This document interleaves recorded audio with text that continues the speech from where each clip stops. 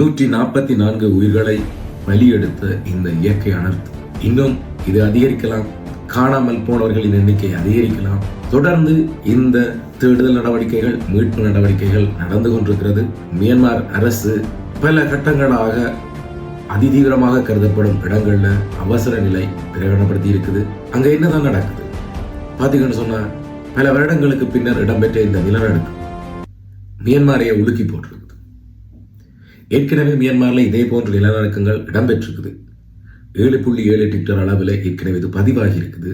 இருந்தும் நீண்ட இடைவெளிக்கு பின்னால, அதாவது பாரிய சேதம் ஏற்பட்ட ஒரு நிலநடுக்கம் என்று பார்த்தீங்கன்னு சொன்னா, கடந்த 2012ஆம் ஆண்டு நவம்பர் மாதம் இடம்பெற்ற நிலநடுக்கம். இந்த நிலநடுக்கத்தில் பல கட்டிடங்கள் சேதமாகி, பல உடைமைகள் இல்லாம போய், பல உயிர்கள், கிட்டத்தட்ட 26 உயிர்கள் பறி போய் 230 பேருக்கிட்ட காயமடைந்தது பதிவாகப்பட்டிருந்தது. 6.8 ரிக்டர் அளவிலான பதிவு அங்கே பதிவு செய்யப்பட்டிருந்தது. ஆனால் இந்த தரம் இது ஒரு பாரிய தாக்கமாக இது மியான்மரை மட்டுமில்லை, மியான்மரை அண்டிய தாய்லாந்துல பார்த்தீங்கன்னு சொன்னா ஒரு கட்டிடம் இடிஞ்சு விழுந்திருக்கு. இதுல 8 பேர் உயிர்கள் பறி போயிருக்குது. அந்த கட்டிடத்துல புதைந்திருக்கிறவர்கள் மீட்பு பணி நடந்து கொண்டிருக்குது. அது மட்டும் இல்லாம இந்த தாக்கம் சீனாவில் ஒரு சில பிரதேசங்களை தாக்கி இருக்குது. இந்த நிலநடுக்கம் பார்த்தீங்கன்னு சொன்னா 28/3/2025 காலை நேரத்தில் இந்த நிலநடுக்கம் அங்கே ஏற்பட்டிருக்குது.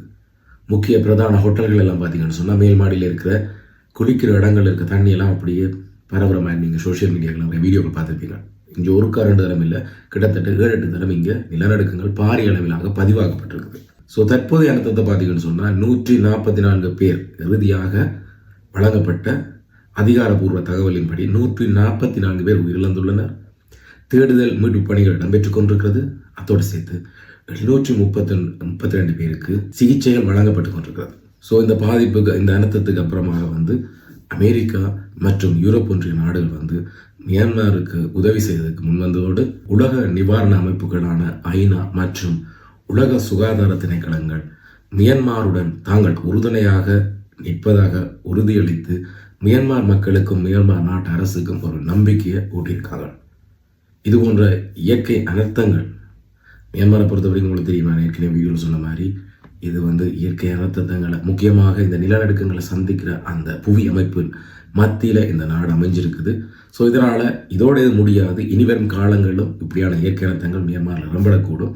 அதை விட முக்கியமாக இந்த இயற்கை அனர்த்தத்தின் அறிகுறி இன்னும் மியான்மரை மட்டுமல்ல, உலக நாடுகளில் பெரிய பாரிய அளவிலான ஒரு அழிவை ஏற்படுத்துவதற்கான அறிகுறியாகத்தான் விஞ்ஞானிகள் இதை பார்க்கிறார்கள். அதை விட அறிவிச்சிருக்கார்கள் செய்தி வழியே.